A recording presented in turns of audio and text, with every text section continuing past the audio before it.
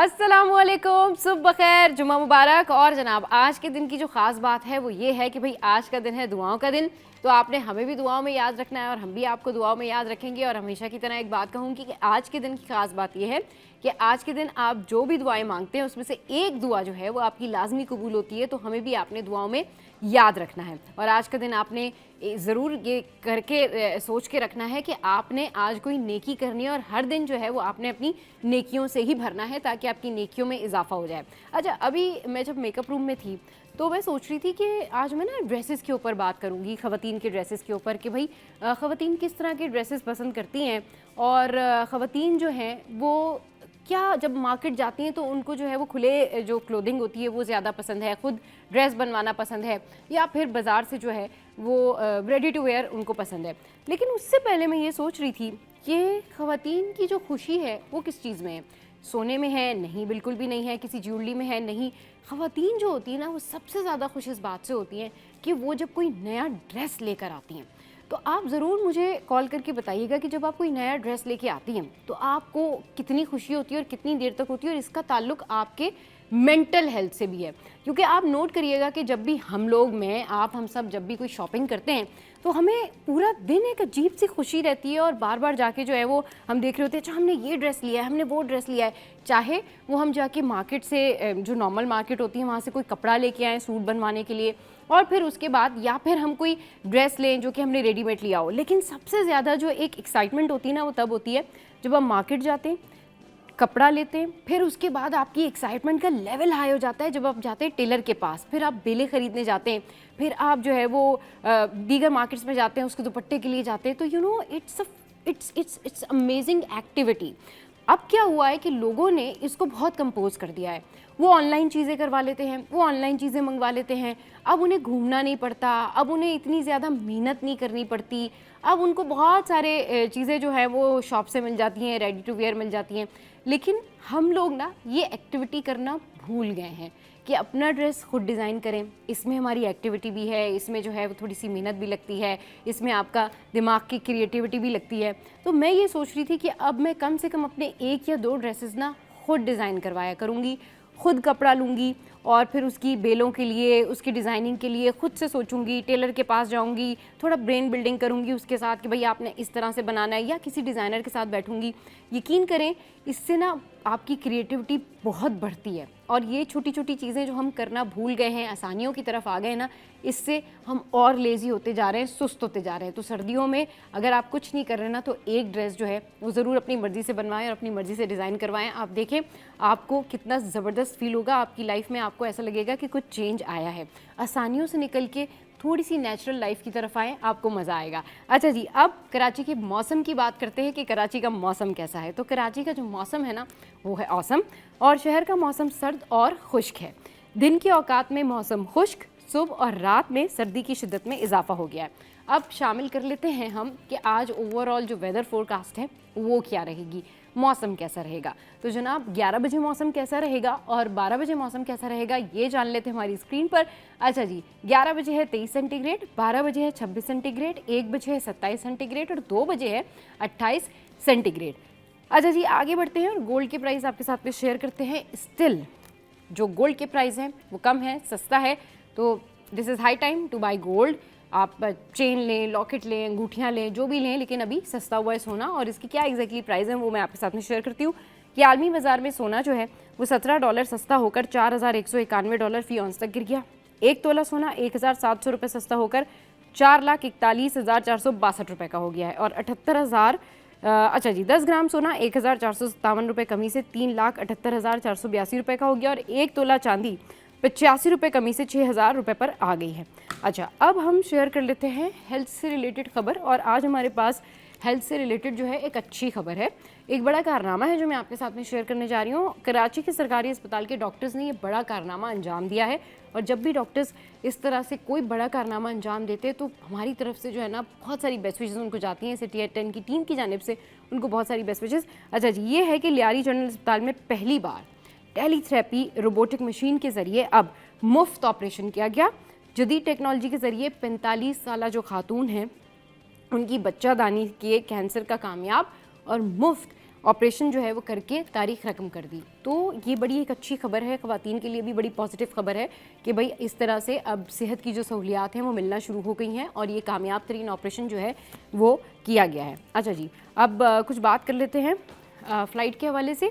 PIA की कराची में हंगामी लैंडिंग और फ़नी ख़राबी के बायस परवाज़ जो है वो मनसूख कर दी गई। कराची से सक्कर जाने वाली PIA की परवाज़ PK 536 को टेक ऑफ के 17 मिनट बाद फनी खराबी पेश आई। कप्तान ने फौरी ATC को इतला दी और तैयारे को हंगामी तौर पर कराची में बहिफाजत उतार लिया गया। अच्छा जी, अब आ जाते हैं हमारी टॉप स्टोरीज़ पर। और आज की टॉप स्टोरीज़ क्या हैं? आज की जो टॉप स्टोरीज़ हैं वो हैं जनाब, कराची की 26 मरकजी शाहराहों पर चिंची रक्षा दाखिले पर पाबंदी नाफिज। अच्छा जी, अब नेक्स्ट स्टोरी है रेड लाइन बस मंसूबा, KMC की इजाज़तनामे की शराइत मंजरे आम पर। KMC की जानिब से ट्रांस कराची को 2021 में दी गई NOC की शराइत सामने आ गई। अच्छा, नेक्स्ट है जनाब, मुर्तज़ा वहाब की मुआफ़ी, निज़ामी कमज़ोरियों का एतराफ़ है। MQM पाकिस्तान ने मेयर कराची मुर्तज़ा वहाब की मुआफ़ी को सराहते हुए इसे निज़ाम में मौजूद देरीना कमज़ोरियों का एतराफ़ करार दिया। अच्छा जी, नेक्स्ट है फील्ड मार्शल आसिम मुनीर पाकिस्तान के पहले चीफ ऑफ डिफेंस फोर्सेस मुकर्रर। सदर आसिफ अली जरदारी ने फील्ड मार्शल सैयद आसिम मुनीर की बतौर आर्मी चीफ और चीफ ऑफ डिफेंस फोर्सेस तकर्री की मंजूरी दे दी। वज़ीर आज़म शहबाज शरीफ की भेजी गई समरी की मंजूरी के बाद ऐवान सदर ने बाज़ाब्ता एलामिया जारी किया। अच्छा जी, नेक्स्ट खबर जो है वो क्या है? पाकिस्तानी स्टूडेंट्स के हवाले से न्यूज़ सेशन। बरतानवी जामियात ने पाकिस्तानी और बांग्लादेश के तलबा के दाखिले मुअत्तल कर दिए। रिपोर्ट्स के मुताबिक 9 बरतानवी जामियात ने पाकिस्तान और बांग्लादेश के तलबा के दाखिलों का अमल फौरी तौर पर रोक दिया है। नेक्स्ट टॉप स्टोरी जो है वो है पाकिस्तान और किर्गिस्तान के दरमियान तवानाई और तिजारत में ताउन के 15 मुआहिदों पर दस्तखत।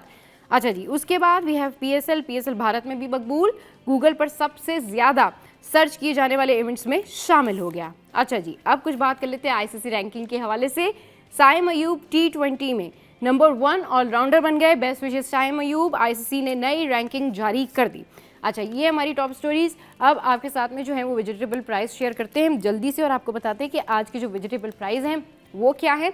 थोड़ी सी देर में जो है हमारी स्क्रीन पर वेजिटेबल प्राइस पॉपअप होंगे तो मैं आपके साथ में वेजिटेबल प्राइस शेयर करती हूँ। पहले आ गया टमाटर, अब है जनाब टमाटर 58 पे। उसके बाद जो है आलू है ये 46 पर है, और फिर लहसुन है जो 288 पर है, और फिर अदरक जो है वो 299 पर है। और इसके बाद क्या है? इसके बाद जो है गाजर आ गई है 81 पर, और फिर तुरई आ गई है 138 पर, और जनाब लौकी जो है 81 पे है, और फिर क्या है फूल गोभी 40 पर है, और फिर उसके बाद खीरा जो है वो 69 पर है, एंड भिंडी जो है वो 253 पे है, और फिर प्याज जो है वो है 81 पे। तो करेंसी रेट्स भी जल्दी से आपके साथ में शेयर करते हैं, और माल का हाल जो है वो क्या है, तो बस थोड़ी सी देर में माल का हाल हम आपके साथ में शेयर करने लगे हैं। Australian dollar 187, Canadian dollar 212, euro 329 और कुवैती दिनार 921। अच्छा जी, नेक्स्ट क्या है? नेक्स्ट जो है वो UK पाउंड है 375, सऊदी रियाल है 75, अच्छा UAE दिरहम है 77, और US डॉलर जो है वो है 283 पे। अच्छा जी, देखिए जी, सारी टॉप स्टोरीज हमने आपके साथ में शेयर की, सिटी अपडेट्स आपके साथ में शेयर की, और वक्त कितनी जल्दी गुजर जाता है। मैं सोच रही थी कि ना पता ही नहीं चलता। लोग कहते हैं ना कि भाई वक्त जो है बड़ी जल्दी गुजर जाता है और वक्त का एहसास ही नहीं होता। जैसे मुझे आज के दिन एग्जैक्टली आज के दिन मैंने ये सिटी एट 10 ज्वाइन किया था, और देखें 1 साल हो गया और वक्त कितनी तेज़ी से गुजरा कि पता ही नहीं चला। तो बहुत कुछ हुआ, बहुत मज़ा आया, और बहुत सारी अचीवमेंट्स की, और बहुत सारी जो है अप्रिसिएशन मिली।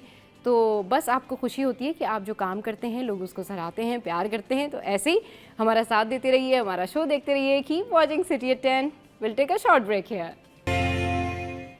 Welcome back. बात करते हैं ख़वातीन की, जो कि किसी भी मुआशरे का अहम हिस्सा हैं, और जब ख़वातीन को ऑनर देने की बात आती है तो मुख्तलिफ़ लोग मुख्तलिफ़ तरीके से जो हैं वो ऑनर देते हैं और बहुत सारी अप्रिसिएशन मिलती है। लेकिन जब बहुत बड़े इदारे ख़वातीन को अप्रिशिएट करें, उनकी सलाहियतों को उजागर करें, उनके लिए अवार्ड्स की तकारीब रखें, उनको ऑनर दें, बताएं लोगों को कि ये कितना इंपॉर्टेंट पार्ट है किसी इदारे के लिए, तो ये एक बहुत ज़बरदस्त बात होती है। इसी हवाले से स्टेट बैंक पाकिस्तान ख़वातीन कारोबारी दिन दिन विमेन एंटरप्रेन्योरशिप डे मनाएगा और इसकी मरकज़ी जो तकरीब है वो कराची में होगी। और मुझे बड़ी खुशी हो रही है ये सब कुछ सुन के। गवर्नर स्टेट बैंक जनाब जमील अहमद बतौर मेहमान खुसूसी कलीदी खिताब करेंगे, जबकि मुल्क भर के 16 फील्ड दफातर में भी सरगर्मियाँ होंगी। अच्छा, इस तकरीब का जो मकसद है वो कारोबारी ख़वातीन को माली रसाई, रहनुमाई और मौक़े फराहम करके उन्हें बाख्तियार बनाना है। विमेन एंटरप्रेन्योरशिप डे में ख़वातीन एंटरप्रेन्योर्स के कारोबारी आइडियाज़ के लिए मुकाबला और हफ्तावार कौमी सरगर्मियाँ भी शामिल हैं।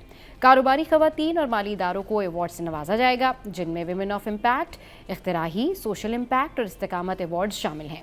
बैंक्स को बेहतरीन कारकर्दगी और टेक इनोवेटर अवार्ड से नवाजा जाएगा, जबकि इलाकाई सतह पर भी ख़वातीन की कामयाबियों को सराहा जाएगा। मरकज़ी तकरीब में बैंक्स के सीनियर एग्जीक्यूटिव, शराकतदार इदारे और कामयाब ख़वातीन एंटरप्रेन्योर्स शरीक होंगे। मीडिया नुमाइंदों को भी मदऊ किया गया है ताकि पाकिस्तान में ख़वातीन के बढ़ते हुए कारोबारी किरदार को उजागर किया जाए। और आज इसी हवाले से बात करने के लिए हमारे साथ डॉक्टर मोहम्मद सलीम साहब मौजूद हैं, जो कि एडिशनल डायरेक्टर हैं SBP और BSc से। उनको शो में वेलकम करते हैं। अस्सलाम वालेकुम, welcome to the show sir. कैसे हैं आप? ठीक ठाक हैं? बिल्कुल ठीक ठाक, थैंक सर। यू मुझे सो मच। बहुत खुशी हो रही है कि स्टेट बैंक ऑफ पाकिस्तान ख़वातीन से रिलेटेड इस तरह की जो तकरीब है वो ऑर्गेनाइज करने जा रहा है। तो ये बताएं कि ये जो विमेन एंटरप्रेन्योरशिप डे है, इसका आगाज़ कब से हुआ और इसकी क्या अहमियत है? पहले तो बहुत शुक्रिया आपने हमें दावत दी इस मौजू पे बात करने के लिए। मैं बताता चलूँ और आप मुझसे इत्फाक करेंगी जी कि पाकिस्तान की तकरीबन 50% आबादी जो है वो ख़वातीन पर मुश्तमिल है। सही। और उनमें से सिर्फ 1% ऐसी ख़वातीन है जो कारोबार करती हैं। तो आप देख लें कितनी बड़ी आबादी हमारी ऐसी है जो मईशत से बाहर है। हाँ। तो इस चीज़ को रियलाइज़ करते हुए स्टेट बैंक की लीडरशिप, गवर्नर जमील साहब ने ये फ़ैसला किया कि हमें इन ख़वातीन को मईशत का हिस्सा बनाना चाहिए। हाँ। उनको भी हमारी बैंकिंग की और फाइनेंस की जो सर्विसेज हैं वो मिलनी चाहिए। तो इसलिए फिर हमने ये वुमेन एंटरप्रेन्योरशिप की जो ड्राइव है, कैंपेन है, वो बेसिकली तो पिछले साल शुरू की और इसमें हमने नवंबर में पहली दफ़ा वुमेन एंटरप्रेन्योरशिप डे सेलिब्रेट किया। हाँ। लेकिन ये सिर्फ एक दिन नहीं होता, ये हम पूरा साल काम करते हैं। अच्छा। ये तो सिर्फ एक दिन उन ख़वातीन को बुला के उनकी हौसला अफजाई के लिए उनकी जो कंट्रीब्यूशन है उसको समझ लें कि मनाने के लिए एक तरीका बनाया गया है। लेकिन हम पूरा साल काम करते हैं। पूरा साल काम करते हैं। उसमें क्या होता है कि हम उनको अवेयरनेस देते हैं कि जी आप अकाउंट खोलें, आपने कारोबार को कैसे शुरू करना है, कारोबार को रजिस्टर्ड कैसे करना है, अपने जो सेल्स की कमाई आमदनी आती है उसको संभालना कैसे है, टैक्स के मामलात को कैसे देखना है। तो उसके बाद फिर उनको हम तरबियत देते हैं, उसको हम कहते हैं मेंटोरशिप प्रोग्राम।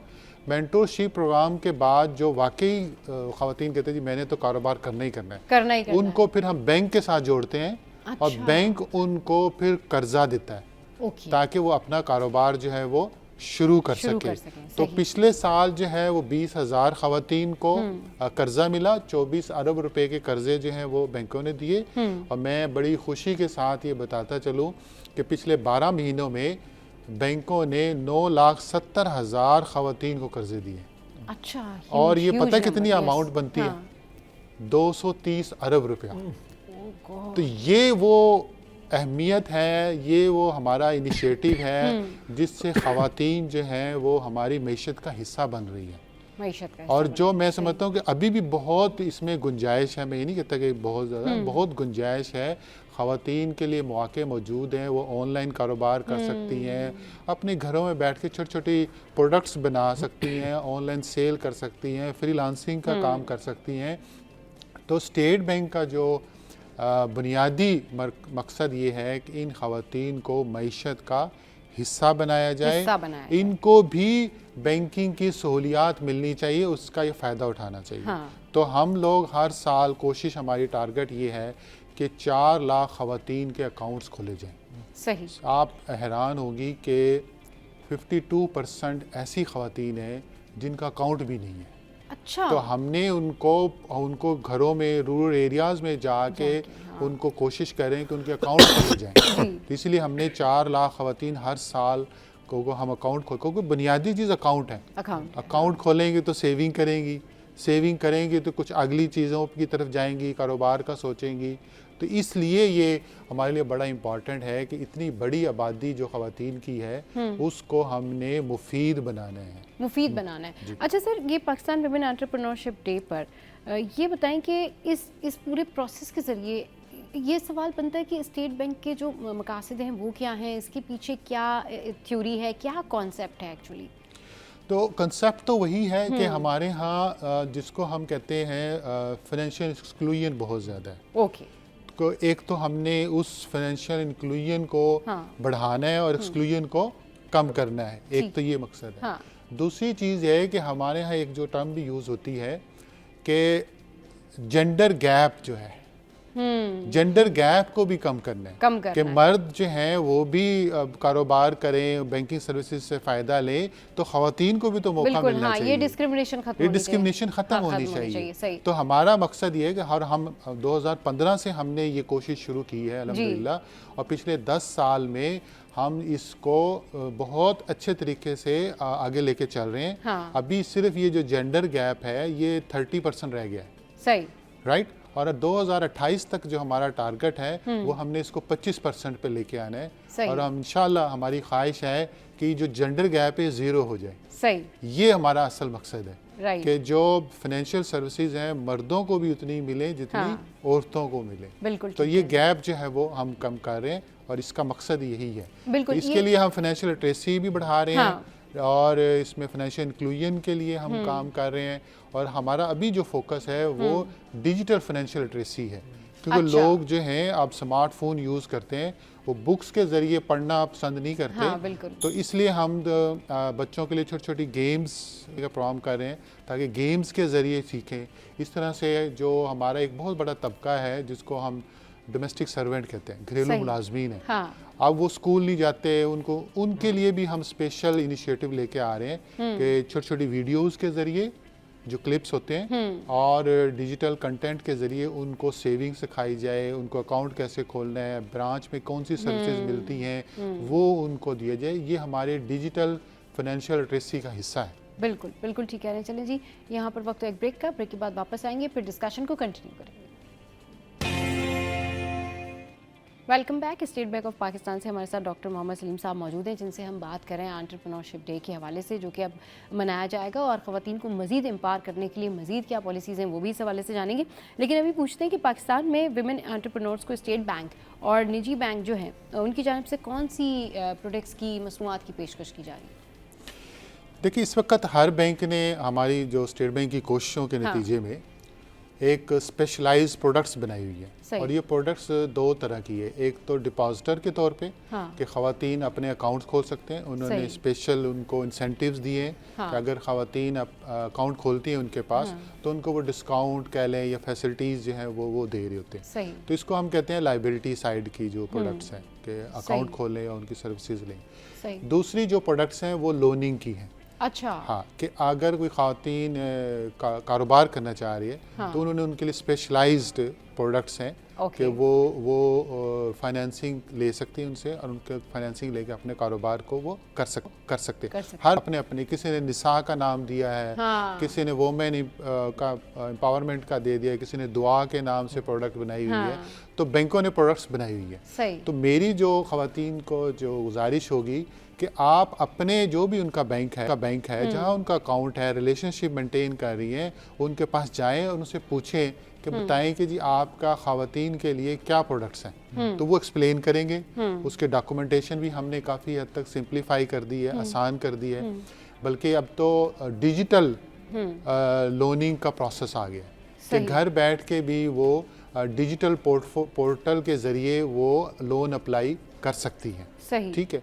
इसके साथ साथ जो मैं समझता हूँ कि ये बहुत ज़रूरी है बताना कि गवर्नमेंट ऑफ पाकिस्तान ने prime minister youth loan programme launch किया हुआ है जी। तो उस प्रोग्राम के तहत भी ख़वातीन 5 लाख तक का कर्जा जो है बिला सूद ले सकती हैं। अच्छा, 8 साल में ये वापस करना होता है। सही। और 5 लाख तक का कर्जा लेके मैं समझता हूँ कि ख़वातीन अगर छोटा मोटा कारोबार शुरू तो करे तो उस पे के बाद वो कर ले। उसके बाद जो है वो टीयर 2 है, टीयर 3 है, यानी कि अमाउंट बढ़ती जाएगी, 15 लाख तक जा सकती है, इसके ज़्यादा भी हो सकती है, लेकिन उसमें फिर थोड़ा थोड़ा मार्कअप शामिल होना शुरू हो जाता है। लेकिन वो भी कोई इतना वो नहीं कि जब वो कमा रहे हैं तो कमा के वो वापस भी दे सकते हैं। तो गवर्नमेंट ऑफ पाकिस्तान की स्कीम भी है, बैंक्स की प्रोडक्ट्स भी हैं, और इसके साथ साथ हमने जैसे पहले जिक्र किया कि हम खवातीन को तरबियत दे रहे हैं, उनकी अवेयरनेस कर रहे हैं, उनकी हैंड होल्डिंग कर रहे हैं। हाँ। तो वो बेसिकली हम सप्लाई साइड को बढ़ा रहे हैं, सप्लाई साइड को, ठीक है ना। इसी तरह से हम बैंकों को कह रहे हैं कि जी आप लोन ज़्यादा से ज़्यादा दें, उनकी हम मॉनिटरिंग कर रहे होते हैं, उनसे हम पूछ रहे होते हैं कि जी आप बताएं जी कितना लोन दिया इस साल। अब मैंने जो फिगर दी है 230 अरब रुपए की, वो हमने बैंकों से पूछा है तो उन्होंने बताया, बैंकों से तो इसलिए बैंकों को भी पूछ रहे होते हैं कि जी बताएं कितना लोन दिया। तो उन पर एक प्रेशर रहता है कि जी हम ज़्यादा से ज़्यादा लोन दें। फिर हमने जो अवार्ड सेरेमनी का किया है, तो ये भी एक कंपटीशन होता है बैंकों में कि जी हम ज़्यादा से ज़्यादा लोन दें खवातीन को और हमें अवार्ड मिले। सही। तो इस तरह से हम जो है वुमेन एंटरप्रेन्योरशिप और वुमेन फाइनेंसिंग को प्रमोट कर रहे हैं। अच्छा, ये बताएं इस दिन और कौन कौन सी जो है वो तकरीबात होती हैं और किस तरह से इसको ऑर्गेनाइज किया जाता है? जी, इसमें मेन सेरेमनी तो कराची में होती है, जिसको गवर्नर स्टेट बैंक जो है वो चेयर करते हैं। बैंक से सारे प्रेसिडेंट्स वहाँ होते हैं, बाकी स्टेक होल्डर्स होते हैं। इस तरह से हमारे यहाँ 16 फील्ड ऑफिसेज हैं स्टेट बैंक के। उन स्टेट बैंक के 16 फील्ड ऑफिसेज में तकरीब होती है जिसमें रीजनल अवार्ड्स दिए जाते हैं। तो वहाँ पे जो रीजनल लेवल पे ख़वातीन अपने अपने एरिया में जो नुमाया खिदमात देती हैं उनको अवार्ड देते हैं। इस तरह से रीजनल लेवल पे जो बैंक्स परफॉर्मेंस अच्छी देते हैं उनको अवार्ड्स देते हैं, ठीक है। इसमें हम चैम्बर ऑफ कॉमर्स जो हैं उनके साथ मिल के तकरीबात कर रहे होते हैं। इस तरह से जो यूनिवर्सिटीज़ में स्टॉल्स लगाए जाते हैं ख़वातीन के, ताकि लोगों को पता चले कि अवेयरनेस क्रिएट हो। तो इस तरह से मिल के जो है ना ये पूरे पाकिस्तान में हम लोग मुख्तलिफ तकरीबात भी करते हैं, अवेयरनेस भी करते हैं। और थोड़ा सा हमारी जो मकसद ये होता है कि रीजनल लेवल पे, रूरल लेवल पे जो ख़वातीन काम कर रही हैं उनको हम आगे ला के हाईलाइट करें, उनका कॉन्फिडेंस भी बिल्ड हो जाता है और उनकी नेटवर्किंग भी हो जाती है। अच्छा, कारोबारी आइडियाज़ का क्या मुकाबला है, लाइक इस बारे में कुछ हमें बताएं। हाँ जी, ये कारोबारी, हम जब भी ये कैंपेन लॉन्च करते हैं तो हम एक आइडिया कंपटीशन करवाते हैं। अच्छा। तो वो हम जितने भी सोशल मीडिया चैनल्स हैं बैंक्स के, स्टेट बैंक के, उस पर हम लॉन्च करते हैं कि जो ख़वातीन इनोवेटिव आइडियाज़ हमारे साथ शेयर करेंगी उनका आइडिया अगर सेलेक्ट होता है तो हम उनको अवार्ड देते हैं। तो इस साल हमें कोई 600 के करीब नॉमिनेशंस आई। ओके, ठीक है। उसकी फिर एक कमेटी बनती है, वो कमेटी उस आइडियाज़ को शेयर करती है, रिव्यू करती है, उसके बाद फिर उनको अवार्ड दिया जाता है। तो इसमें भी बेसिकली हम जो ख़ास तौर पे हमारी यंग फीमेल्स हैं उनको हम इनकरेज करते हैं वो सोचें और उनके आइडियाज़ को अप्रिशिएट करें, एक्नॉलेज करें, ताकि एक कंपटीशन बने। और फिर इन आइडियाज़ को हम रीजनल ऑफिसेज में जो हमारे प्रोग्राम्स हो रहे थे उनमें शेयर करते हैं। अगर कोई करना चाहे बिल्कुल वो आइडिया जो है वो पिक हो जाता है। अच्छा, ये इतनी ज़बरदस्त अपॉर्चुनिटी है और इतना ज़बरदस्त ये ख़वातीन के लिए एक प्लेटफॉर्म है कि उनको ज़रूर इसमें पार्टिसिपेट करना चाहिए। अशरफ भाई, आप कैसे देख रहे हैं इस थ्रू आउट एक्टिविटी? तो ख़वातीन वाले पे तो आप तो वैसे ही एक्टिव हो जाती हैं, मगर मेन देखें सबसे इम्पोर्टेंट कि 24 करोड़ की आबादी में 12 करोड़ जो है ख़वातीन है, उसमें से 1% है, तो इसको हमें कंसर्न लेना होगा। देखें स्मॉल एंड मीडियम इंटरप्राइजेज, छोटे पैमाने की सनत में ख़वातीन बहुत अच्छा चला सकती हैं। जैसे कि सर ने बताया है कि सलीम साहब ने कि बहुत सारे ऑप्शंस हैं। मिनिमम जो है बिना सूद 5 लाख तक का कर्जा मिल सकता है। तो बहुत गरीब लोग हैं, छोटे छोटे कारोबार करें, उससे रोज़गार भी मिलता है। जैसे कोई समोसे का काम है या दूसरा काम है या कुकिंग का काम है, बहुत सारे ऑप्शंस हैं। तो ख़वातीन के पास तो बहुत सारे हुनर होते हैं, अगर वो करेंगे तो उससे छोटे पैमाने की सनतें चलेंगी। सनतें चलेंगी तो हमारे मईशत के पहिए में जो स्पीड है वो बढ़ेगी। तो ये इकोनॉमी के लिए बहुत अच्छा है, लेकिन इसको हमें आगे बढ़ाना होगा क्योंकि हमारे एक स्टेप है। मैं इस स्टेप को आगे बढ़ाने के, जैसे स्टेट बैंक आगाह कर रहा है, लोगों को पता नहीं है, लेकिन ये वाली जो चीज़ें ना, आगाही मुहिम अगर ये कंटिन्यू चले तो हमारी ख़वातीन और मजीद बढ़ सकती है। बिल्कुल, हमारी जो ख़वातीन है वो मजीद एम्पावर होंगी। बहुत शुक्रिया सर, आप हमारे शो पे आए। बहुत शुक्रिया अशरफ भाई, हमारे शो पर आए। चलिए जी, शो में वक्त है इस वक्त हेडलाइंस का। हेडलाइंस ब्रेक के बाद वापस आएंगे, फिर करेंगे ढेर सारी बातें। Will take a short break here, keep watching City. Welcome back. तो भैया अब उस सेगमेंट की बात करेंगे जिसमें करते हैं हम अपनी बातें, दिल की बातें और बहुत सारी ऐसी बातें कि मसले का क्या हल है। अच्छा, मसले जो होते हैं ना छोटे छोटे होते हैं घर में, कि किसी को खांसी हो रही है, नज़ला हो रहा है, बुखार हो रहा है, किसी को थकन हो रही है, कोई और प्रॉब्लम हो रही है, तो इन सारे प्रॉब्लम्स का हल जो है वो है जनाब सिटी 10 में, क्योंकि हम आपको बताते हैं होम रेमेडीज़ जो घर में आपके छोटे मोटे मसले जो है वो इंस्टेंटली हल कर देते हैं। अच्छा, अब जो है वो सबसे पहले जो मैं आपके साथ में एक टोटका शेयर करने जा रही हूँ, तो ये टोटका है कि जी टॉन्सिल्स का हैरत अंगेज़ इलाज। अब ये कैसे मुमकिन है?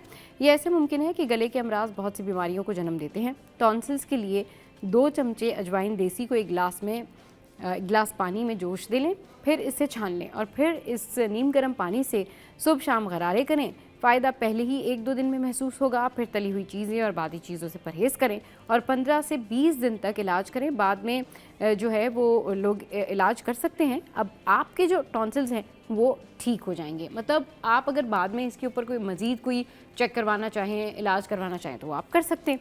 अच्छा जी, आगे बढ़ते हैं और एक और रेसिपी जो है वो आपके साथ में शेयर करते हैं। बल्कि रेसिपी नहीं, ये एक हैरत अंगेज़ जिसको कहना चाहिए ना, रिसर्च कह लें या फिर पैरों को गर्म पानी में भिगोने के हैरत अंगेज़ फ़वाइद कह लें। ये कितने हैं कि जब आप अपने पैर जो हैं वो गर्म पानी में डालते हैं या रखते हैं तो फिर उससे आपको कितने फ़ायदे होते हैं। फ़ायदे ये हैं कि पैरों को कुछ देर गर्म पानी में डिबोने से दर्द, थकावट और तनाव कम होता है। ये अमल खून की गर्दिश बेहतर बनाता है, पट्ठों की अकड़न दूर करता है और सूजन को कम करता है।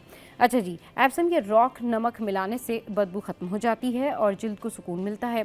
सोने से पहले पाँव भिगोने से बेहतर नींद आती है, जबकि बुखार में जिस्म का दर्जा हरारत मुतवाज़न रहता है। ये सस्ता, महफूज और घरेलू तरीका जिस्मानी और जहनी सुकून के लिए बेहतरीन है। अच्छा जी, अब आगे बढ़ते हैं और आज की जो वेलकम बैक, तो बात करते हैं अब एक दफ़ा फिर से उस सानिया की जो कि सबको न सिर्फ सोगवार कर गया बल्कि लोगों के जहनों पर नक्श हो गया। लेकिन इसके जो पॉलिटिकल इम्प्लिकेशंस थे वो हमने आपके साथ शेयर किए और न्यूज़ सेशन में बताया कि इसके ऊपर क्या डेवलपमेंट हुई। लेकिन हम अपने तौर पे जो है इस पर मज़ीद बात करेंगे और बात करने के लिए शोएब तहा साहब हमारे साथ मौजूद हैं जो कि सोशल एक्टिविस्ट हैं, और बैरिस्टर हसन खान भी मौजूद हैं जो कि समाजी रहनुमा भी हैं।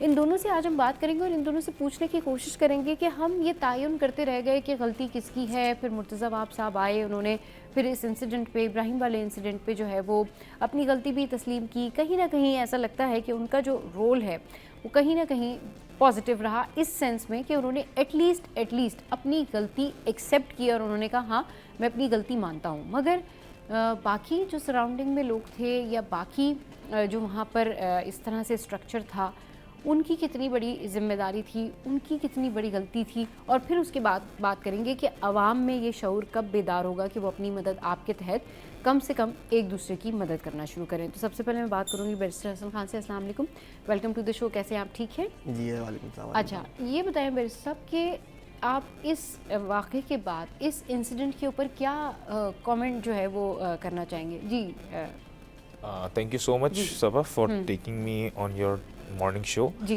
देखिए, बात ये है इसके अंदर कुछ चीज़ें लैक हो रही हैं। मेयर कराची साहब ने अगर माफ़ी मांगी, एक अच्छा अमल है, पॉजिटिव जेस्चर है शहर के अंदर कि एक फादर ऑफ द सिटी जो है वो सिटीजन ऑफ द सिटी से जाके माफ़ी मांगता है। बट उसके अंदर रीज़न देखें कि सिर्फ क्या मेयर कराची की ही जिम्मेदारी माफ़ी मांगने की बनती थी, being a representative of Pakistan Peoples Party, being a representative या spokesperson of Bilawal Bhutto Zardari या फिर spokesperson of Sindh government. 17 साल से पाकिस्तान पीपल्स पार्टी की जो सिंध गवर्नमेंट है उनकी हुकूमत यहाँ पे मौजूद है। Minister local government, secretary local government उनके तैनात किए हुए हैं, म्यूनिसिपल कमिश्नर टीएमसी वो उनके तैनात किए हुए हैं। अब इसके अंदर अगर केएमसी के जो मेयर साहब हैं वो ये कहते हैं कि मेरे अंडर कराची का 32% है और कराची की 52 या 54 सड़कें मौजूद हैं, तो क्या सिंध गवर्नमेंट की जो लोकल गवर्नमेंट की मिनिस्ट्री उनके पास भी कराची का 32% है? पहले तो इस बात पे debate floor of the house होनी चाहिए जो प्रॉपर एक फोरम है। अच्छा, वहां पर मसला ये चल रहा था कि टीएमसी और केएमसी की जंग है। वो कहते हैं हमारी हुदूद है, वो कहते हैं हमारी, क्योंकि मेयर कराची साहब का स्टेटमेंट है कि भाई टाउन म्युनिसिपल कॉर्पोरेशन की जुरिस्डिक्शन में मैं इंटरवीन नहीं कर सकता, वो उनकी जिम्मेदारी है। सही। एज अ लीगल पर्सपेक्टिव से देखा जाए या एज अ मैकेनिकल पर्सपेक्टिव से देखा जाए तो पहली जिम्मेदारी तो वहाँ की town municipal commissioner commission corporation या फिर यूसी चेयरमैन की बनती है, जो प्रॉम्प्टली एक्ट करते हुए वहां पर पहुंचते हैं। उसके बाद अगर उनकी मशीनरी, क्योंकि मेरी 2 दिन से डायरेक्टर्स, सीनियर डायरेक्टर्स जो मुख्तलिफ इदारों के, उनसे बात हो रही थी, तो वो कह रहे हैं जब हैवी मशीनरी अगर उनसे नहीं संभले तो फिर आप केएमसी को अप्रोच करते हो कि मुझसे नहीं संभाला जा रहा, तो म्यूनिसिपल कमिश्नर जो केएमसी के उनका काम होता है मेयर की तरफ से एज अ ब्यूरोक्रेटिक अपना एक्ट जो है वो वहां पर शो करने का और फुलफिल करने का। तो ये तमाम चीजों में नाकामी रही। 2 दिन बाद मेयर कराची साहब ने माफी मांगी। अब मैं ये पूछता हूँ कि क्या चले आपने माफी मांगी, क्या आपने municipal commissioner town municipal corporation को सस्पेंड किया? क्या आपने वहाँ के डायरेक्टर जो भी थे, सीनियर डायरेक्टर्स टीएमसी के, उनको सस्पेंड किया? क्या आपने वो चेजअप को, जो चेजअप जो सुपरमार्केट है वहाँ पर, उसको आपने सील किया कि एक टाउन के अंडर वो चार्ज पार्किंग जो मेयर कराची साहब ने खत्म की हुई है, उसी हुदूद में बिल्कुल चेजअप के आप हेडिंग टूवर्ड्स दी पार्किंग जब आप जाएंगे तो सामने मेन होल है और उसका जो था वो जो कैप था वो कैप गायब था।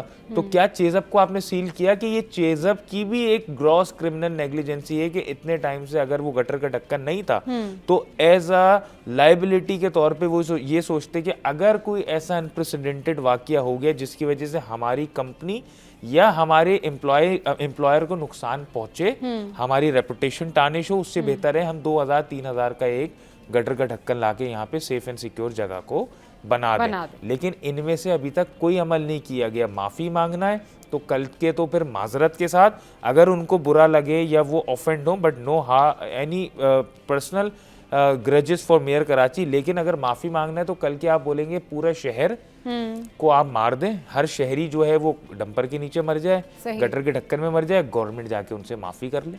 हाँ सही, बिल्कुल। तो ये जो सारे अमल है, इसमें चीफ मिनिस्टर साहब को सोचना चाहिए कि ये इब्राहिम की मौत से किसी और इब्राहिम की मौत जन्म दोबारा ना ले। बिल्कुल, इस तरह के हादसा दोबारा ना हो। अच्छा, शुएब ताहा साहब हमारे साथ मौजूद हैं। शुएब साहब, आप इस हवाले से क्या कहना चाहेंगे? किसकी आप समझते हैं कि गलती है, किसकी रिस्पॉन्सिबिलिटी है? मसला ये है कि एक जान, एक मासूम जान चली गई है।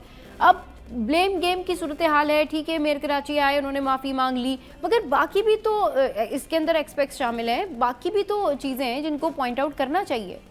सबसे पहले तो शुक्रिया आपका जी मॉर्निंग शो के लिए।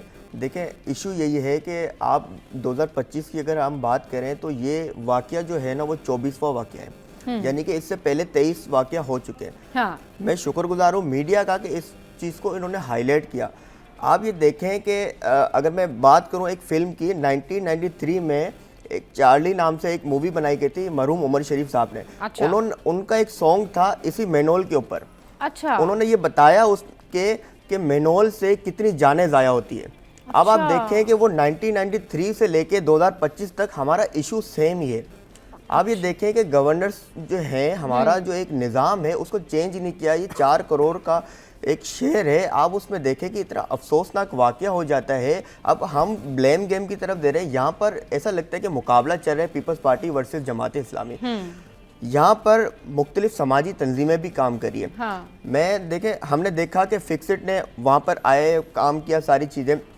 दूसरी भी तो NGOs हैं, दूसरी भी समाजी तंजीमें हैं।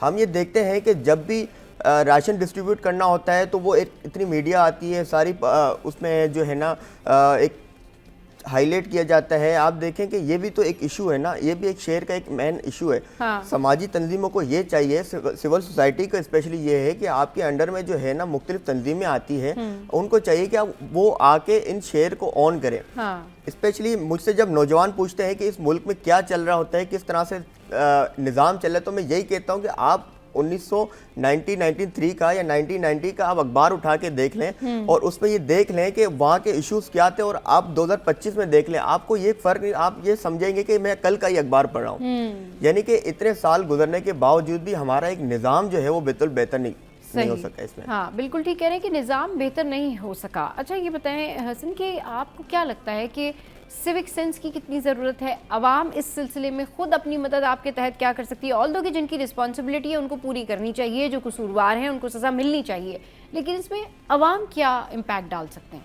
देखिए, बात ये है, आवाम का सबसे बड़ा, देखिए असल इम्पैक्ट ही आवाम का होता है। हाँ। शहर में अगर 3 करोड़ की आबादी है, उसमें से 3.5-4 लाख लोग भी अगर गवर्नमेंट को अपनी आवाज़ सुनाएं तो गवर्नमेंट कहीं ना कहीं मजबूर हो जाएगी उनके साथ डायलॉग करने के लिए और पूरे शहर के मसलों को सीरियस लेने के लिए। अब ई चालान का एक मसला शहर में चल रहा था, तो पहला तो वज़ीर आला साहब को ये करना चाहिए था, जो ई चालान के न्यू लेटेस्ट कैमरास टेक्नोलॉजीज के कह रहे हैं कि वो जो चालान की कलेक्शन हो रही है वो करेंगे। तो क्या वो कैमरास ज़रूरी हैं या आर्टिकल 9 कॉन्स्टिट्यूशन ऑफ पाकिस्तान के तहत लाइफ, राइट टू लाइफ और लिबर्टी जो फंडामेंटल ह्यूमन राइट्स है वो ज़रूरी है? तो क्या आप वो पैसा जो कलेक्शन ऑफ रेवेन्यू हो रहा है चालान की मद में, क्या वो पैसा आप शहर की वेलफेयर के लिए, शहर के अंदर ये मेन होल्स के जो ढक्कन हैं या जो डंपर्स हैं, इनसे जो बचने का तरीका है, इनके लिए आप कोई ऐसी स्ट्रेटजी या कोई ऐसा प्लान, जैसे 2007 में एक मास्टर प्लान आया था जिसको आज तक एग्जीक्यूट नहीं किया गया, क्या वैसी चीज़? फिर सबसे बड़ी बात देखिए, पब्लिक को अपने अंदर से एक डर निकालना पड़ेगा। पब्लिक के साथ आज मैं भी अगर एक हाई वीस पहनूं और हाई वीस पहन के केएमसी का कैप लगा के खड़ा हो जाऊं, लोग मुझे भी चार्ज पार्किंग के पैसे देने लग जाएंगे। पब्लिक पूछती नहीं है आज के दौर में, उनको ये डर होता है यार ऐसा ना हो कि हमारे खिलाफ कोई कानूनी कार्रवाई वो लोग कर दें जो वहां पर उनके साथ मौजूद हैं। अब कितने, मैं ये आपके प्रोग्राम के जरिए एक अवेयरनेस पब्लिक को दूंगा कि आप जब कराची की सड़कों पे ऐसे लोगों को हाईवीज पहने हुए और कैप लगाते हुए देखें जिसकी स्लिप पर और कैप पर डीएमसी लिखा हो, तो आप समझ जाइएगा वो झूठ कह रहे हैं, क्योंकि अब डीएमसी खत्म होके टाउन म्युनिसिपल कॉर्पोरेशन बन गई। तो ये चार्ज पार्किंग खत्म करने का जो है, पब्लिक जब तक एहतजाज नहीं करेगी और उसके अलावा अवेयरनेस होती इसी चीज से। हम हसन इस बारे में ना कल भी बहुत बात कर रहे थे न्यूज़ सेशन में हमारे, कि क्या हम कहाँ से ले आए ऐसे गटर के ढक्कन जो कि चोरी ना हो, मतलब उनको कोई लेकर ना जाए, कोई भी इस तरह के जो नशे अफराद होते हैं वो चोरी नहीं करें। बार बार लोग ढक्कन लगाते हैं गटर के और वो फिर चोरी हो जाते हैं, चले जाते हैं।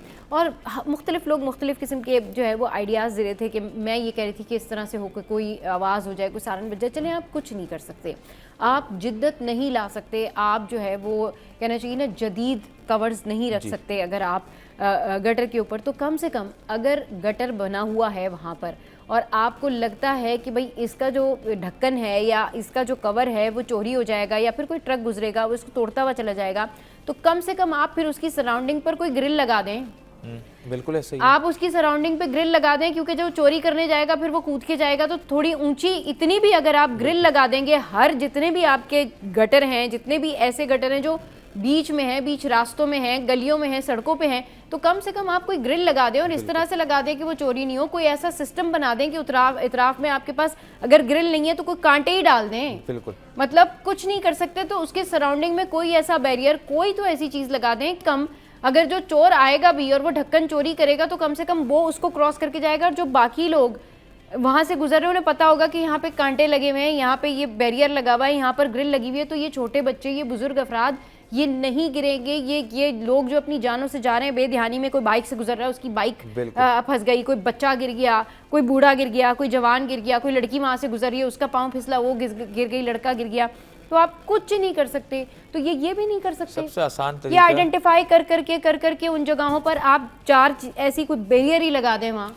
कि ये हम हिफाजत तो नहीं कर सकते, ये तो चोरी होते रहेंगे, लेकिन कम से कम हम आपकी अवेयरनेस के लिए बता रहे हैं कि यहाँ गटर है, यहाँ से नहीं गुजरना। और फिर इस तरह से अगर कोई चीज़ लगी होगी तो वो जो ट्रक वाला है या बाकी गाड़ी वाले हैं वो भी तोड़ते हुए नहीं गुजरेंगे, वो अपनी गाड़ी बचाएंगे फिर उस जगह से कि भाई हमारी गाड़ी को प्रॉब्लम होगी। सब बात ये है कि ये जो प्रोपेगेंडा है ना, गटर चोरी हो जाते हैं, एक गटर का ढक्कन कितने का होगा? 3000 4000, हाँ चले हद करके 5000 कर लें। हाँ। तो ये एक प्रोपेगेंडा है। सबसे आसान हल इसका बताऊं, अगर आज गवर्नमेंट ऑफ से ऐलान कर देना कि अगर गुलशन इकबाल की हुदूद में कोई भी गटर का ढक्कन चोरी होता है तो इलाके के एसएचओ को मुअत्तल कर दिया जाएगा। सही। फिर मैं देखता हूँ कि कहते हैं ना पुलिस के बगैर मस्जिद की एक चप्पल भी नहीं चुराई जा सकती। तो फिर मैं भी देखूंगा कि ऐसा कैसे हो सकता है कि कोई गटर का ढक्कन चुराया जाए और उसको पकड़ा ना जाए। फिर जब एसएचओ साहब होंगे या इलाकाई पुलिस, डिस्ट्रिक्ट पुलिस होगी, उनको जब ये नजर आएगा कि हमारी आगे प्रमोशन के ऊपर जो है वो बैरियर्स खड़े हो जाएंगे, तो वो ऑटोमेटिक इस चीज को बेहतर बनाएंगे। एक हल तो ये है। दूसरा, आपके पास इतना रेवेन्यू कलेक्ट कर रहे हैं आप एक सेस टैक्स होता है कि जब भी हैवी व्हीकल्स शहर में दाखिल होती हैं तो वो टैक्स देती हैं वहाँ की सड़कों को इस्तेमाल करने का। आप उसकी रेस्टोरेशन नहीं कर रहे हैं। आपने सेफ सिटी प्रोजेक्ट्स के कैमरास लगाए हैं, तो क्या वो कैमरा सिर्फ गाड़ी को डिटेक्ट कर रहे हैं? जो शख्स मेन होल के ढक्कन चुरा रहा है, क्या वो कैमरास के अंदर आइडेंटिफायर या कैप्चर नहीं हो रहे हैं कि ये शख्स यहाँ से कैमरे चुरा रहा है? आपके शहर में हर साल एक माफिया पैदा हो रही है। आप उसको ड्रग्स एडिक्ट की सूरत में कह लें, ड्रग सेलर्स की सूरत में कह लें, बेगर्स की सूरत में कह लें, लेकिन आपके पास कोई ऐसा मैकेनिज्म ही नहीं है। आज कैमरास लग गए ना, तो फिर ट्रैफिक पुलिस वालों का काम रोडों के ऊपर क्यों नहीं है? अच्छा, वो कैमरा ये तो ई चालान के लिए तो वो आइडेंटिफाई कर रहे हैं कि इस गाड़ी का ई चालान होना चाहिए, लेकिन वो ये आइडेंटिफाई नहीं कर रहे कि ये गाड़ी ये डैमेज करते हुए तो जब वो ट्रक वो डैमेज करते हुए गया था तो वो नहीं मॉनिटर किया उन्होंने कि भाई ये डैमेज करते हुए गया है तो ये क्यों डैमेज करते हुए गया है? और अगर हम गटर का ढक्कन नहीं लगा सकते तो उसके पास जाके 4, 5, 6 ईंटें ही रख दें ताकि वहाँ पे कोई गुजरे नहीं। अब वो कहेंगे ईंटें भी चोरी हो जाती हैं, ये भी चोरी हो जाता है, तो भाई कोई ऐसी चीज रख दें जो किसी के लिए भी फायदेमंद ना हो और लोगों को पता चल जाए कि कोई आप कोई निशान ही लगा दें वहाँ पे, हाँ, कि एटलीस्ट के भाई वो किसी की जिंदगी बच जाए। क्योंकि सबसे बेहतर काम यही है कि आप जिंदगी बचाना। आप गटर के ढक्कन नहीं लगा सकते, आप चोरों को नहीं पकड़ सकते, तो कम से कम जहाँ जहाँ गटर है वहाँ पर आप कोई ना कोई बैरियर रख दें, कोई ना कोई स्पॉट लगा दें, कुछ बता दें वहाँ पे, आप कोई ऐसी चीज़ लगा दें कि लोगों को पता हो कि गटर का ढक्कन नहीं है भाई और यहाँ से बच के जाना है। जी, उसके साथ साथ सबा आपको सबसे पहले अपने दिलों से पॉलिटिकल हिपोक्रेसी और हिपोक्रेसी खत्म करनी पड़ेगी for the larger interest of people of Karachi. आप सबको एक टेबल पे बैठना होगा। आप ये भूल जाएं कि ये इमरान खान की पार्टी का टाउन नाजिम है, आप ये भूल जाएं कि ये जमात इस्लामी का टाउन नाजिम है, आप ये भूल जाएं कि पीपल्स पार्टी का सिटी नाजिम है। आपको ये रखना है कि हम एक शहर को ओन करते हैं। हमारी जमातों ने हमें वोट टिकट्स देके इलेक्टोरल फॉर्म के अंदर एक गवर्नमेंट फॉर्म करी है, उसके हम रिप्रेजेंटेटिव्स हैं। पॉलिटिकल एजेंडा सबके होते हैं। हाँ। अब मैं आपको बताऊं, इतना एक बड़ा एक ऐसा वाकया है अफसोसनाक कि जिस दिन ये बच्चा इब्राहिम नाले के अंदर जब गिरा है, आप यकीन करें रात में मेरे कुछ वहाँ पे दोस्त हजरात या मेरी जो कुछ टीम है वो वहाँ पर मौजूद थी। उन्होंने मुझे बताया कि जब एक क्रेन आई है ना जो 15,000 रुपए देके फैमिली ने मंगाई है, उस क्रेन के पीछे 2 सियासी तंजीमों के कारकुनान भागे और आपस में गुत्थम गुत्ता हुए हैं कि ये हमने मंगवाई है, ये क्रेन हमने मंगवाई है। और एक्चुअल में वो किसने एक्चुअल में वो क्रेन वहां पे खड़े हुए लोगों ने और उनकी फैमिली ने 15,000 रुपए देकर 15,000 रुपए का इजाफी डीजल उसमें डलवा के मंगाई थी। अब आप देखें जब ये छोटे छोटे पॉलिटिकल एजेंडास, उसके अंदर 15 घंटे में से 8 घंटे 9 घंटे तो इनकी आपस में पॉलिटिकल जो है क्लैशेस और लड़ाइयां चली हैं वहां पर। तो जब ये चीजें होंगी तो इट मींस कि आपको अपनी पार्टी का जो एक मैनिफेस्टो है या एजेंडा है वो टो करना जरूरी है। सबसे बड़ी बात ये है कि क्विक रिस्पांस फोर्स जो है ना वो कहाँ है? वो मौजूद नहीं है। वो कहाँ है? मतलब इस शहर में अगर किसी के साथ कोई इमरजेंसी हो जाती है, कोई मेडिकल इमरजेंसी हो जाती है, चले हम उसकी 1122 की बात नहीं कर रहे हैं, वो अपना काम कर रहे हैं, पहुंच जाते हैं, लेकिन अगर इस तरह की कोई इमरजेंसी हो जाती है तो पुलिस के अलावा इसके अलावा मदद के लिए सिटी वार्डन्स मतलब ये वो वाले लोग कहाँ हैं जो मदद को फौरी पहुंचते हैं, लेकिन कोई नहीं पहुंचता।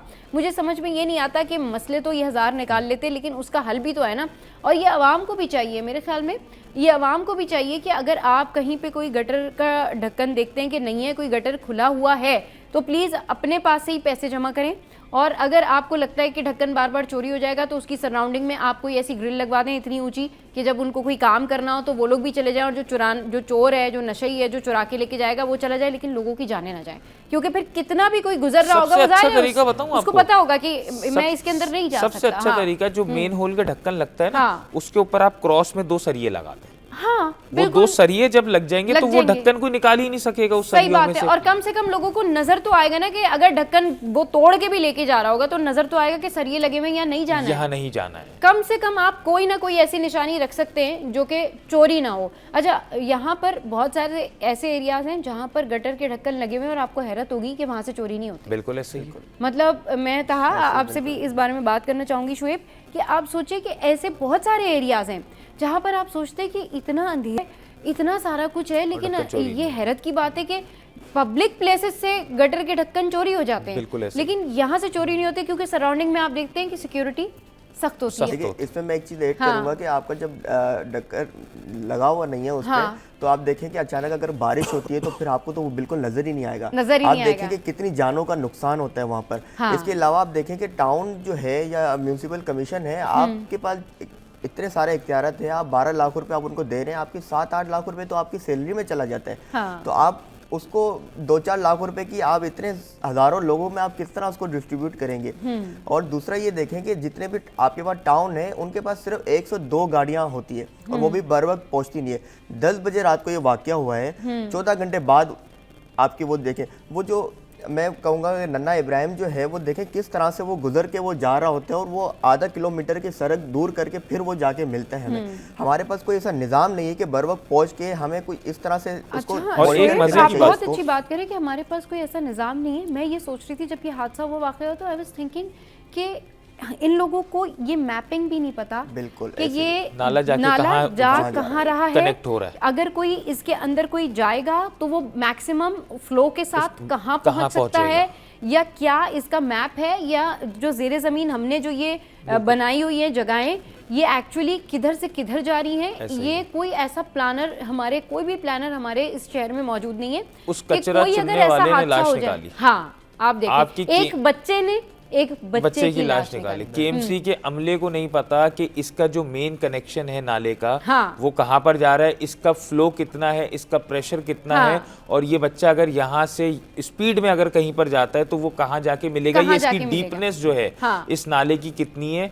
हम ऐसे शहर में रह रहे हैं, मतलब इसका मतलब तो ये पूरा शहर जो है ये एक ऐसी सूरत इख्तियार कर चुका है कि कभी भी कोई हादसा और बड़ा सानिया हो सकता है शहर के लिए। शोएब आप देख रहे होंगे कि जब वो मशीनरी से सर्च कर रहे थे, जब वो लेकर आए थे क्रेन, और क्रेन जब वो सर्च करी थी तो मेरे जहन में ये ख्याल आ रहा था कि अगर बच्चा अंदर होगा और जिंदा होगा इंशाल्लाह, मतलब उम्मीद ऐसी होती ना कि जिंदा होगा, सांसें चल रही होंगी, लेकिन जिस तरह वो सर्च कर रहे थे ना, तो अगर वो वहाँ मिलता भी तो वो इनके सर्च करने की वजह से भी आधे से ज्यादा अंदर होता ना तो भी डैमेज हो जाता। उनके सर्च करने का स्टाइल इतना खतरनाक था, हैवी मशीनरी। मैंने वो एक न्यूज चैनल पे एक मैप देखा जिसमें वो बताया गया कि वो जो नन्ना इब्राहिम है वो 3 रास्तों से गुजर कर सर सईद यूनिवर्सिटी है जो वहाँ पर जाके वो बच्चा मिला है। आप ये देखें कि कितनी सड़क वो गुजर के गया है, और जहाँ पर वो गिरा है वहाँ से वो 2-3 रास्तों से गुजर के वो बच्चा जा रहा होता है, यानी कि पानी का फ्लो इतना ज़्यादा था कि वो इतना ज़्यादा गुजर के हो रहा है। हमारा मतलब ये माशरे का एक इतना अलमिया है कि हमारा जो कराची है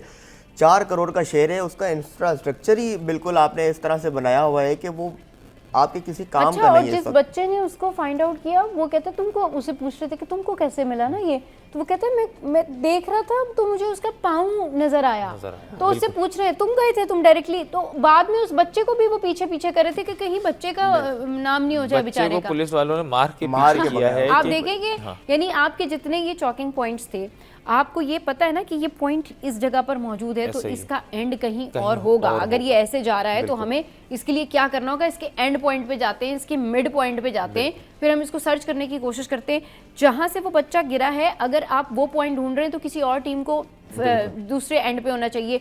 हो सकता है कि उस बच्चे में सांसें हों, बिल्कुल हो सकता है कि उस टाइम में अगर अर्ली रेस्क्यू कर लिया जाता तो उसको बचा लिया जाता। मतलब आपने कितना टाइम लगा दिया, अगर वो उसने सरवाइव करने की कोशिश भी की होगी तो वो कैसे करेगा? कैसे 3 साल का बच्चा 3 साल एक का नाले में जब फ्लो में जा रहा है, अब कितनी जगहों पे वो टकराया होगा, कितनी जगहों पे उसको चोट लगी होगी, सर लगी होगी, डैमेज हुआ होगा, पत्थर उसको लगे होंगे। मैं हैरान हूँ इस शहर के जो है ना वो इंतजामिया के ऊपर कि नाले खोलने के लिए तो आप लोगों को बहुत ये होता है कि जी हाँ ठीक है ये बरसाती नाला था, ये सिवरेज थी, ढक्कन चोरी हो गया, सारा कुछ हो गया, तो फिर ना आप लोगों की जान बचाने के लिए भी कोई टीम रखा करें। जब आपको पता है ना कि चोर आपसे कंट्रोल नहीं होते तो फिर आप बचाने के लिए, लोगों की जान बचाने के लिए आप अलग से टीम रख लें कि भाई चोरियां तो होंगी, ढक्कन तो चोरी होगा भाई, ये तो है, ये तो नशई ले जाएंगे, नशई आपसे कंट्रोल नहीं होते, चोर आपसे कंट्रोल नहीं होते, मॉनिटरिंग आपसे नहीं होती, ई चालान कर रहे हैं, लेकिन ट्रक वाला जो है वो गटर का ढक्कन तोड़ के जा रहा है, आप उसको नहीं पूछ रहे, ट्रक वाले को चालान नहीं कर रहे कि आप ये गटर का ढक्कन जो है वो तोड़ के चले गए। या ई चालान में ये बात शामिल नहीं है कि अगर कोई गाड़ी किसी चीज को डैमेज करते हुए जाएगी तो उसका ई चालान नहीं होगा, ये फाइन नहीं होगा। जैसे कि गाड़ी वाले का भी आपने देखा कि वो कैमरा जो है वो 17 तारीख को, यानी कि मैंने वो सिटी फुटेज देखी, वो 17 तारीख की है और हमारा जो वाकया है वो 30 नवंबर को रात को होता है। यानी कि आप देखें कि 15 दिन गुजरने के बाद आपने किस तरह से उसको जोड़ा है। 15 दिन 14 दिन गुजरने के बाद फुटेज निकाल दी, लेकिन उस टाइम पर भी तो किसी ने तो वो फुटेज देखी होगी ना, तो कोई आइडेंटिफाई कर सकता था। हमारे साथ एक कॉलर है, कॉलर ने हमें ज्वाइन किया है। अस्सलाम वालेकुम, कौन बात करे, कहाँ से? वालेकुम सलाम, सबा याहिया बात कर रहा हूँ। जी जी। तमाम मेहमानों को सलाम हो। देखिए बात ये कराची का जो मसला है ना, प्रॉब्लम ये है कि कोई शख्स जिम्मेदारी कबूल करने के लिए तैयार नहीं है। अब मुझे हैरत की बात ये होती है कि जब ये इस लोगों के प्रेशर में आके एक एक्शन लेते हैं तो ऐसा एक्शन लेते हैं जो बात समझ से पा रहे। अब आपने डीसी को सस्पेंड किया, एसएचओ को सस्पेंड किया, दिखाने के लिए सबको किया, इसका क्या फायदा होगा? जो जिम्मेदार कोई एसएचओ तो नहीं है ना, एसएचओ की जिम्मेदारी उस पर डाल नहीं रहे कि लोगों पे डाका पड़ रहा है, लोगों को मारा जा रहा है, उसकी जिम्मेदारी उसको नहीं दे रहे। अब मुसीबत ये है कि मैं आज देखता हूँ इस कराची शहर के अंदर इनका सारा जोर जो ना ई टिकटिंग पे लग गया है, क्योंकि वो इतनी बड़ी इनकम है, उसके लिए आप कैमरे भी लगा रहे हैं, उसके लिए आप देखिए ना इन्होंने आप ड्रोन्स लगाएंगे जो आपकी गाड़ियों को निगरानी करेंगे। जब आप इतनी चीजें रखें तो आपको इतने बड़े खड्डे नजर क्यों नहीं आ रहे? ये तो सिंपल सी बात है ना। अब आप अगर देखें इसमें जिम्मेदारी, आपने जैसे इन्होंने जिक्र किया, जिम्मेदारी हर शख्स की इस तरह बनती है कि आप पॉइंट आउट करते रहे।